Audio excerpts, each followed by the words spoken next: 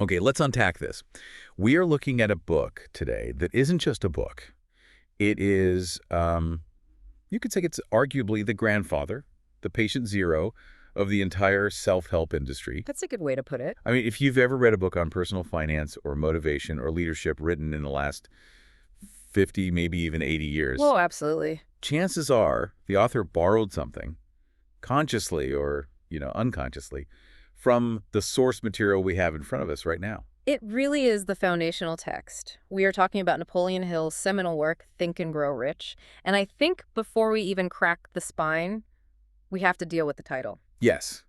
Let's start there. It triggers people. It sounds like a late-night infomorial, Think and Grow Rich. Right. It sounds like magic tricks. Sit on the couch, think really hard, and a bag of money drops at the ceiling. Exactly. And if you approach it with that cynicism, I think you miss the point entirely. Because we need to look at the context here. This wasn't written by some guy on TikTok renting a Lamborghini for the thumbnail. Not at all. This was written in 1937. And that context is huge. 1937. We are talking about the immediate aftermath of the Great Depression. This isn't a time of abundance and easy credit. No, this is a time when the national psyche was absolutely shattered. It was a bleak landscape. You have to picture it. I mean, unemployment is rampant. The breadlines are still fresh in everyone's memory. People aren't just broke. They are, in many ways, broken. They're terrified. And here comes Hill in the middle of all this trauma saying, essentially, You can think your way out of this. it must have sounded insane at the time. Or maybe even cruel. Like you're blaming people for their situation. It could have been taken that way, but the pedigree of this research is what sets it apart, and I think why we're still talking about it almost a century later. This wasn't just Hill's opinion. No, this was the culmination of, 25 years of research? 25 years. He didn't just interview his neighbors. He analyzed over 500 of the most successful people in the world at that time. And these names, they aren't small players. We are talking about the titans of the industrial age. Henry Ford, Thomas Edison, Alexander Graham Bell, John D. Rockefeller, and, of course, the man who started it all for Hill, Andrew Carnegie. Right. Carnegie gave him the mission. He did. Hill's mission was to reverse engineer their success. He wanted to find the common denominator, the algorithm, if you will, that allowed these men to build empires while everyone else was struggling just to eat. And that's the hook for me. It's not just about money, is it? I mean, the title says rich, but as we went through these sources, it became pretty clear that this is really a blueprint for something much bigger. Much bigger. It's about transmuting thoughts into their physical equivalent. Into physical reality. Precisely. The central premise is that thoughts are things. That is a direct quote.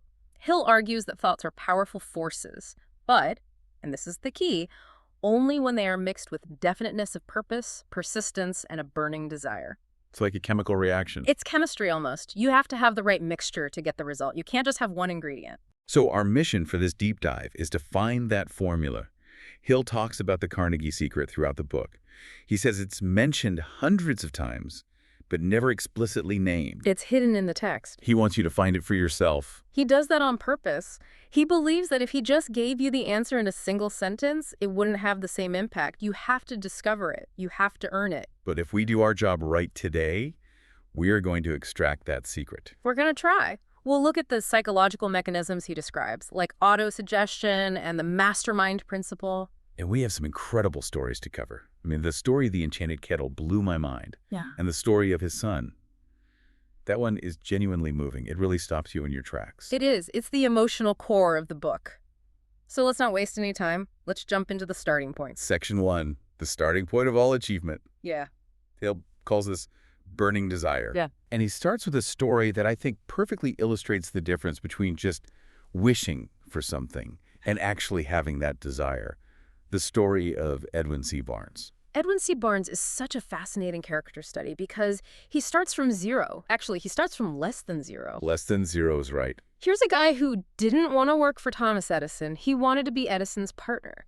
Now, just stop and consider the audacity of that. I mean, Edison was like the Steve Jobs of his day, the greatest inventor on Earth. And Barnes wasn't a famous inventor. He wasn't a wealthy financier. He was. He was a nobody. Worse, he was broke. He had two major obstacles standing in his way. One, he didn't know Thomas Edison. He had no introduction, no connection. Then two. And two, he didn't even have enough money to pay his train fare to Orange, New Jersey, where Edison's lab was. Okay, so most people stop right there. The story ends. Mm. I can't afford the ticket. Guess it's not meant to be. Exactly. And that's the difference between a wish and a desire. A wish fades when it hits an obstacle. A desire finds a way around it. So what does Barnes do? He hops a freight train. He rides blind baggage, as they called it back then. I want the listener to just visualize this for a second. This isn't a first-class ticket.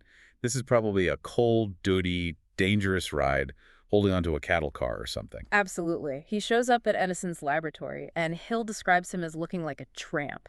He's dusty, he's disheveled from riding the rails, he probably smells like coal smoke.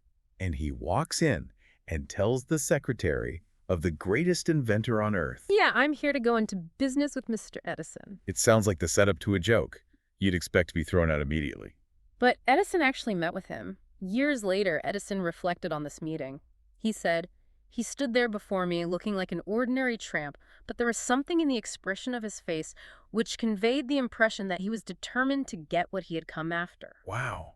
So Edison saw it in his eyes. He saw something. So he hired him not because of his resume was blank, but because he saw a man who was willing to stand by until he succeeded. But, and this is the twist, he didn't get the partnership right away. Yeah. That's the part I love. No, not even close. He didn't walk in and get an office and a title. He got a job sweeping floors, basically. He did menial work for a very nominal wage. And this is where the burning desire concept really gets tested. Because months went by, then years went by. Years? Years. Barnes was scrubbing floors, repairing machines, doing the grunt work. To everyone else, he was just another cog in the Edison machine, a nobody. But in his own mind, In his own mind, he was already Edison's partner. He never let go of that reality. He didn't say, "I'll try this for a while, and if I don't get promoted, I'll quit and go do something else." he burned his bridges. That phrase, "burn the bridges." It's such a violent image, but it's so important here. It comes from the old stories of warriors landing on enemy shores and burning their boats. So they had no choice but to win or die. There was no going back. That's the psychology. If you have a safety net, you will eventually fall into it. Barnes said, "I will stake my entire future on my ability to get what I want." He left himself no way to retreat. He had to win or he would starve. And he waited. And then the opportunity finally came. But it came in disguise. It usually does, doesn't it? It almost always looks like misfortune or temporary defeat. It snuck in through the back door. It did. In this case, it was a failure of a product. Edison had perfected a new office device called the Edison dictating machine. The Ediphone. Right. And his sales force hated it. They looked at this clumsy, weird-looking machine and said, "Nobody is going to use this. It's too hard to sell." They wouldn't touch it. They saw a lemon. They did. But Barnes saw something different. He saw his chance. Barnes looked at that queer-looking machine, and he didn't see a problem. He saw his ticket. Because he knew he could sell it, he approached Edison and said, "I can sell this." And because Edison was probably desperate to move these units, he gave Barnes a shot. He did. And Barnes didn't just sell a few. He sold it so successfully that Edison gave him a contract to distribute and market it all over the nation. And the slogan became, "Made by Edison and installed by Barnes." "Installed by Barnes." He finally got his name next to Edison's. He did, and that alliance lasted for more than 30 years. Barnes made millions, literally. In today's money, he was incredibly wealthy. But Hill argues the money was insignificant compared to the greater asset. Which was? The proof. The absolute, undeniable proof that an intangible impulse of thought can be transmuted into physical reality.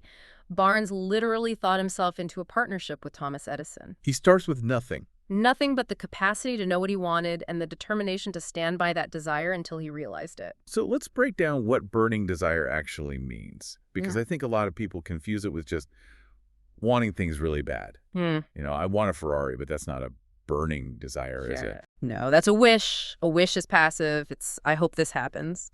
Hill is very, very specific about this distinction. Wishing will not bring riches. So what will? Desiring riches with a state of mind that becomes an obsession, then planning definite ways and means to acquire them, and backing those plans with persistence, which does not recognize failure, that will bring riches. He actually gives us a formula. It's not vague. There are 6 specific, practical steps to transmute desire into gold. And I want to walk through these because they are really the how-to part. Let's do it. Step 1. Fix in your mind the exact amount of money you desire. Not just a lot of money. No, it's not enough to say, I want plenty of money, or I want to be rich. You have to be definite. $1 million, $500,000, whatever it is. Why does it have to be exact? What's the psychology there? Because the subconscious mind works like a GPS. If you tell a GPS, take me somewhere nice, it doesn't know what to do. If you give it a specific coordinate, a specific address, it can plot a route. You are giving your brain a clear, unambiguous target. Okay, be specific. Step 2. Determine exactly what you intend to give in return for the money. This is crucial. Hill says there is no such reality as something for nothing. This is where a lot of modern manifestation talk goes off the rails. They forget the transaction. You can't just demand from the universe. You have to provide value. Exactly. What are you bringing to the table? Are you giving your time, your labor, a product you've created, a service you can provide? You have to define the exchange. Okay, that grounds it in reality. Step 3.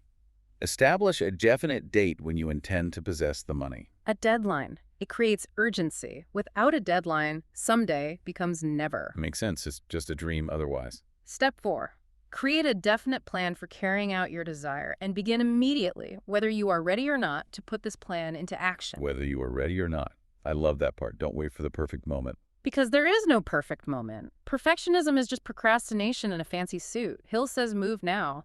You can adjust the plan later, but you have to generate momentum. Right. Get the ball rolling. Step 5 is to write it all down. Yes.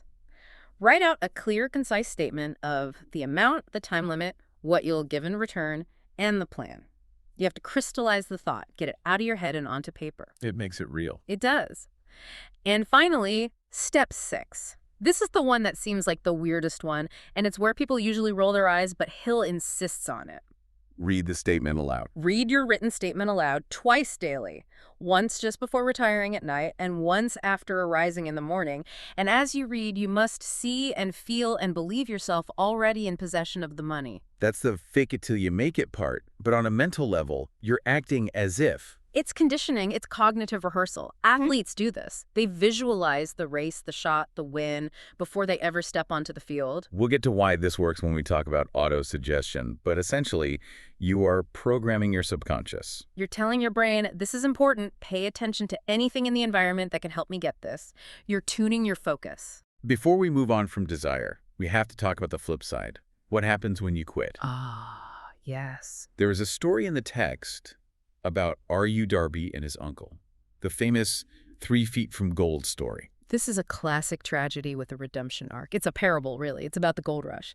Yeah. So Darby and his uncle get gold fever. They head west. They go west to Colorado. They stake a claim. They start digging. And this isn't easy work. This is pick and shovel, back-breaking labor. Finally, they strike the vein. They found the gold. They found the ore. But they needed heavy machinery to get it out of the ground. The real money. So they cover up the mine, go back home to Maryland, raise the money from relatives and neighbors. Putting themselves in debt. Big time. They buy the machinery and ship it out. They start drilling again. The first car of ore proves they have one of the richest mines in Colorado. So they're popping champagne. They're playing their mansions. They are counting their millions. A few more cars, and they are debt-free and on their way to being tycoons. Then the vein disappears. It's gone. Vanished. It was like the earth played a trick on them. The gold was there, and then it wasn't. They drilled on, desperately trying to pick up the vein again. Chasing the ghost. They drilled and drilled, nothing. Finally, they quit. They gave up. Wow. They sold the machinery to a local junk man for a few $100s and took the train home in defeat. Now here is where the story gets really interesting. The junk man. The junk man wasn't stupid. He might have been a junk man, but he was wise. He didn't just take their word for it that the mine was tapped out. No. The junk man called a mining engineer. He brought in an expert.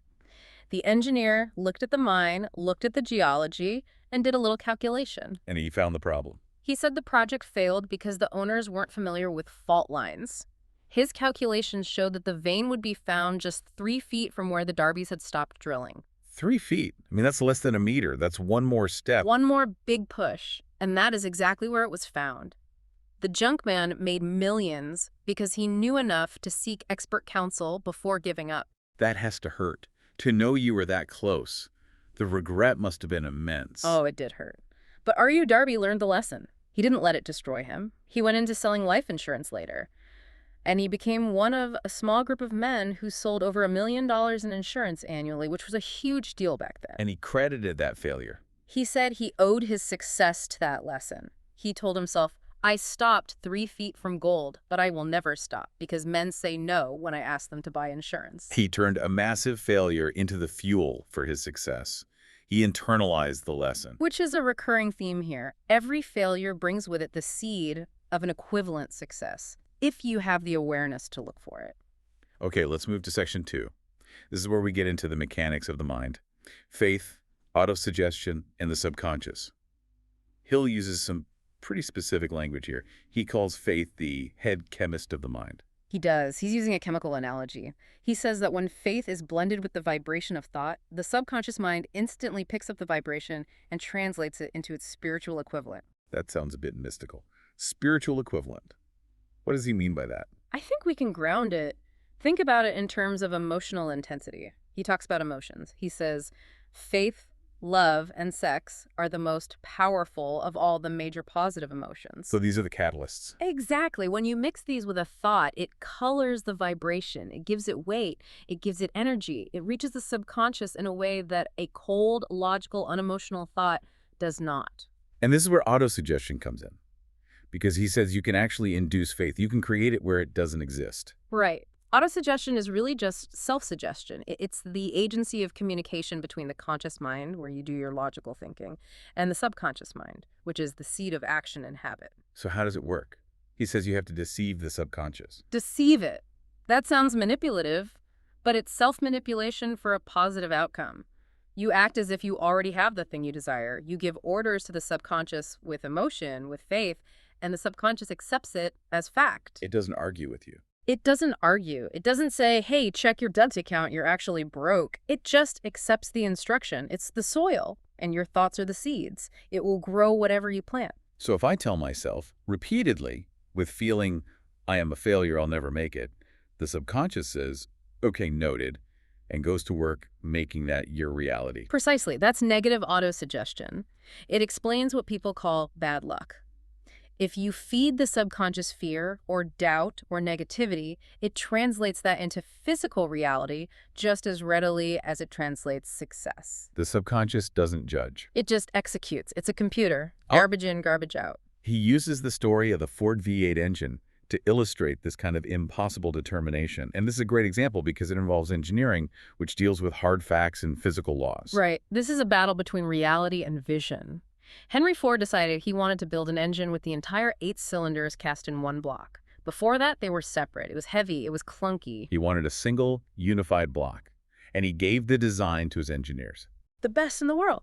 And they looked at it and said, unanimously, this is impossible. Simply couldn't be done with the casting technology of the time. And Ford said, produce it anyway. Produce it anyway. Yeah. That is some serious confidence. Or stubbornness. He told them, stay on the job until you succeed, no matter how much time is required. 6 months went by, nothing. They tried every conceivable plan. Another 6 months. Still nothing. The engineers must have been pulling their hair out. They came back to Ford and said, we haven't found a way. It's technically impossible. And Ford just said, go right ahead. I want it and I'll have it. He just would not take no for an answer. And they found it.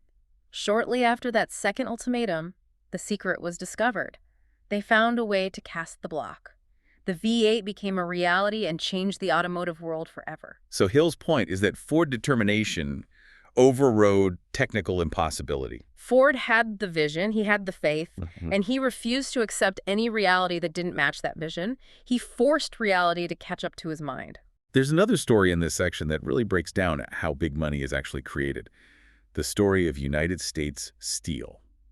This involves Charles M. Schwab and J.P. Morgan. Ah, the billion-dollar after-dinner speech. This is a masterclass in converting an idea into wealth. Set the scene for us. So you have the steel industry in the late 19th century. It's fragmented. You have Andrew Carnegie at the top, but you have all these other trust companies trying to compete. It's messy. It's inefficient. And Charles M. Schwab, who was working for Carnegie, has this vision. He imagines a giant steel trust, a single, consolidated corporation that would lower prices, expand markets, and create stability. But it was just an idea in his head. To make it real, he needed money. Massive money. Needed J.P. Morgan. But Morgan wasn't interested initially. He was a competitor, in a way. No, Morgan was tough. So the setting is a dinner at the University Club, December 12th, 1900. You have all the big bankers, the tycoons. Schwab is the guest of honor. He stands up and speaks for 90 minutes. 90 minutes. After dinner. That's a long speech. And nobody left. He painted a picture of this new steel empire.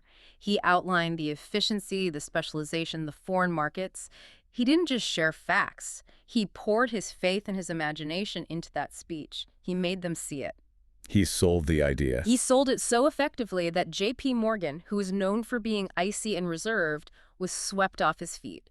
He literally dragged Schwab over to a window seat after the speech, and they talked for another hour. And the result of that conversation? Morgan agreed to buy out Carnegie. He paid about $400 million for Carnegie's business, a staggering sum back then, and formed the United States Steel Corporation. It became the first billion-dollar corporation in the world. Yeah, Hill makes a really interesting point here. He says the physical assets, the steel mills, the machinery, were incidental to the deal. That's the aha moment. The mills were there before the dinner, the workers were there, the ore was in the ground. Nothing physical changed during that dinner. But the value? The value, the extra $600 million in created value, came from the idea plus the faith plus the plan. Schwab converted an intangible thought into hundreds of millions of dollars of profit. The assets didn't change. The organization of the mind changed. That connects perfectly to the next section. Because if you think creating a steel company is hard, try doing what Hill did with his own son. Yeah. Section 3, the proof. And honestly, this story hits harder than the business ones. It does. This story is personal to the author, and you can feel it. Hill's son, Blair, was born without ears. And I don't mean just hearing problems. He had no external ears, no opening in the skull. I can't even imagine. The doctor took one look at the baby and said the child would be deaf and mute for life. A devastating diagnosis, especially in that era. There were no advanced cochlear implants. This was seen as a final verdict. But Hill's whole philosophy is based on rejecting final verdicts. Our only limitations are those we set up in our own minds. Hill challenged the doctor's opinion in his own heart. He made a decision. He decided, my son will hear and speak. But how? Physically, the equipment wasn't there. Hill didn't know how yet. That's the key. He just knew he would not accept the reality of the affliction. He had a burning desire. He renewed that pledge every day. As the boy grew, Hill noticed he could hear slight sounds if people snapped their fingers or shouted very loudly near his head. And then they discovered the Victrola, the old record player. The boy would bite the case of the Victrola while it played. Bone conduction. He could feel the rhythm and hear the sound through his teeth and jawbone. That gave Hill a clue, a path forward. It did. Hill discovered that if he shouted against the mastoid bone at the base of the skull, the boy could hear him. So Hill began a campaign, and this is where the parenting aspect comes in. Every night, he would tell the boy bedtime stories. But these weren't ordinary fairy tales. No, he was programming the boy's mind. He was using auto-suggestion. He was selling the boy on the idea that his lack of ears was an asset, not a liability. He told him that he had a distinct advantage over his older brother. He told him that teachers would show him special attention because of it. He told him that when he was old enough to sell newspapers, people would pay him extra because they would see a bright, industrious boy overcoming a handicap. He was framing the narrative. And the boy believed him. He believed him implicitly, and it worked. The boy grew up, sold newspapers, made more money than the other boys, and refused to learn sign language. He insisted on living in a hearing world. He went to regular schools, he went to college, and then the climax of the story happens in college. A hearing aid company sent a new type of electrical device for him to try. He had tried them before with no luck. He almost didn't even bother with this one. But he put it on. And it worked. For the first time in his life, he could hear his professors clearly. He could hear the radio without biting it. His world opened up. But it didn't stop there. This is the part that proves Hill's point about turning a liability into an asset. It's the full circle. Right. Remember Hill's programming. Your affliction is an asset. Blair analyzed the marketing of the hearing aid and saw flaws. He realized he could help others because he understood their world better than the company did. He saw an opportunity. He went to the manufacturer, presented a plan to communicate with the hard of hearing, and landed a job. He turned his liability into a career helping thousands of deaf people. Hill cites this as absolute proof that nature bends to the will of desire. He didn't just wish his son could hear. He mixed faith, persistence, and autosuggestion to shape the boy's reality until physical means could catch up. It's a profound testament to a father's love and the power of belief. It really silences any excuses you might have about your own obstacles. Absolutely. If a boy without ears can hear because of a burning desire, what excuse do we have because we don't have enough capital or we don't have the right degree? Let's move to section 4, the tools. Hill talks about specialized knowledge and imagination. He starts by clarifying a huge misconception. We've all heard the phrase, knowledge is power. Sure, it's a cliche. It's on posters. Hill says that's false. Knowledge is only potential power. It only becomes power when it is organized into a definite plan of action and directed to a definite end. He points out that university professors have a ton of general knowledge, but often very little money. Exactly. Success requires specialized knowledge. And here is the liberating part. You don't have to have it all in your own head. The Henry Ford libel suit illustrates this perfectly. I love this anecdote because it shows Ford's cheekiness. It's classic Ford. During World War I, a Chicago newspaper called Ford an ignorant pacifist. Ford was offended and sued them for libel. In court, the newspaper's lawyers tried to prove Ford was ignorant.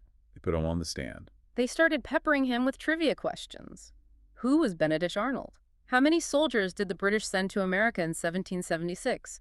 Trying to humiliate him because he didn't have much formal schooling. And Ford gets annoyed. Finally, Ford gets tired of it. He points a finger at the lawyer and says, essentially, let me remind you that I have a row of electric push buttons on my desk. If I want to answer your question, I can push a button and summon an expert who can answer any question I have. Why should I clutter up my mind with general facts when I have men around me who can supply any knowledge I require? Boom. Mic drop. The answer floored the court. It wasn't the answer of an ignorant man. It was the answer of a truly educated man. So Hill's definition of an educated man isn't someone with a degree. It's someone who knows where to get knowledge when he needs it and how to organize that knowledge into a plan of action. You don't need to be a walking encyclopedia. You just need to build a really good team, a personal board of directors. Precisely. And you need to know how to market yourself. He tells the story of Dan Halpin. Halpin was the manager of the famous Notre Dame football team under Knute Rockne. He learned the winning spirit. But when he graduated, it was the Depression. Jobs were scarce. He took a lowly job selling hearing aids on commission, but he didn't settle. He aimed for the job of sales manager. He used his position to get noticed by a competitor, Dictograph Products, and eventually rose to become vice president. So the lesson is, do not settle for the bottom. Aim high. Use specialized knowledge, in his case, the knowledge of winning and leadership he learned on the football field, to climb. Exactly. Then there is imagination. Hill calls it the workshop of the mind. And he divides it into 2 types. Synthetic imagination and creative imagination. What's the difference? Synthetic imagination is arranging old concepts into new combinations. This is what most inventors do. You take a steam engine, put it on wheels, and you have a locomotive. You aren't creating matter. You are rearranging known concepts. So it's remixing what already exists. Right. And creative imagination. That is the link to infinite intelligence, as Hill calls it. That's where hunches and sudden inspirations come from.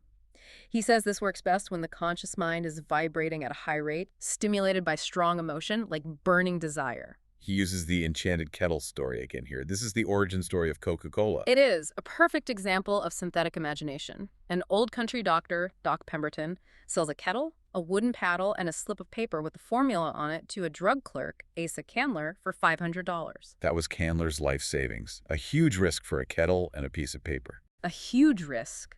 But the clerk added something to the formula that wasn't on the paper. The formula was just a syrup. Candler added imagination. What did he imagine? He imagined it not just as a headache cure, but as a refreshing beverage. He imagined the marketing. He imagined the brand. He imagined a global empire built around this simple syrup. And the result was Coca-Cola. An industry that consumes millions of dollars in sugar and bottles and employs thousands. A single idea mixed with imagination gold-plated the South. The kettle was just brass. The value was in the imagination Candler brought to it.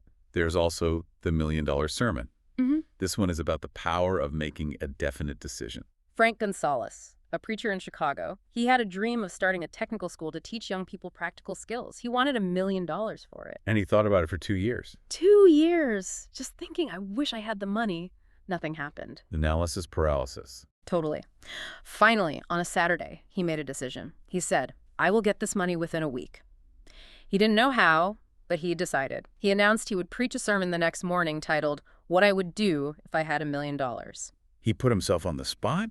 He created a deadline. He did. He went to the pulpit. He preached with all his heart. He described the school he envisioned. He laid out the plan. When he finished, a man walked up from the back row. And this man was? Philip D. Armour of the meatpacking fortune. He said, "Reverend, I liked your sermon. If you come to my office tomorrow, I will give you the $1,000,000. Just like that. Just like that. The school became the Armour Institute of Technology. So he thought about it for 2 years and got nowhere. He made a definite decision and got the money in 36 hours. That's the lesson. The decision triggered the action.